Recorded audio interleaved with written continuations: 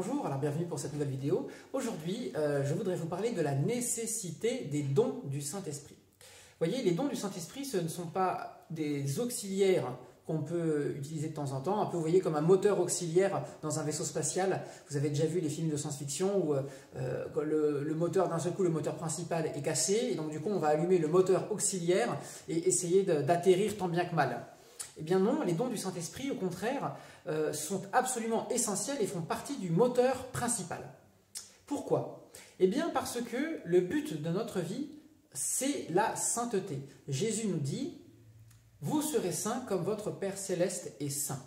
Et l'Église nous enseigne qu'au moment de notre mort, ou plutôt après notre mort, si on est mort dans l'amitié avec Dieu, eh bien, soit on va tout droit au ciel si on est dans une amitié parfaite, soit on passe par le purgatoire si on est dans une amitié imparfaite, jusqu'au moment où la charité sera parfaite en nous et on pourra aller au ciel. Et dans les deux cas, que ce soit par le purgatoire ou directement, eh bien on finit dans un état de sainteté. Donc vous voyez, l'objectif, c'est la sainteté.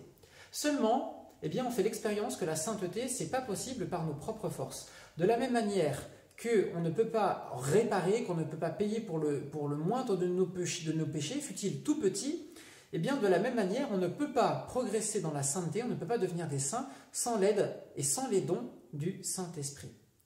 Voilà. Et pour vous donner quelque chose de très concret, lorsque l'Église se pose la question de savoir si quelqu'un est saint, eh bien, quand elle va regarder sa vie, elle va regarder si cette personne, elle a pratiqué les vertus à un degré héroïque. Qu'est-ce que ça veut dire, héroïque? Eh bien, ça veut dire comme un héros. Ça veut dire qu'il a dû franchir des obstacles difficiles et qu'il a réussi malgré toutes les difficultés à vivre de ses vertus. Et justement, ces vertus, on ne peut pas les vivre héroïquement sans les dons du Saint-Esprit. Et vous aurez l'occasion dans votre vie de pratiquer héroïquement certaines vertus. Voilà, c'est vraiment quelque chose d'extrêmement important. La sainteté, ça consiste à vivre héroïquement toutes les vertus. Voilà, et on a besoin des dons du Saint-Esprit.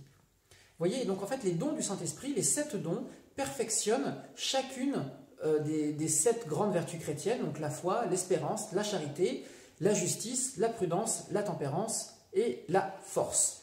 Vous voyez?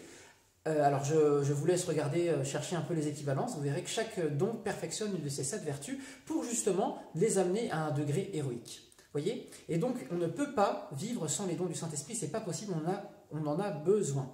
Et finalement, qu'est-ce que c'est que la condition première pour en vivre? Eh bien, c'est vouloir devenir des saints. Est-ce que, chers amis, et moi aussi, il faut que je me pose cette question, eh bien, est-ce que vraiment j'ai le désir de devenir un saint?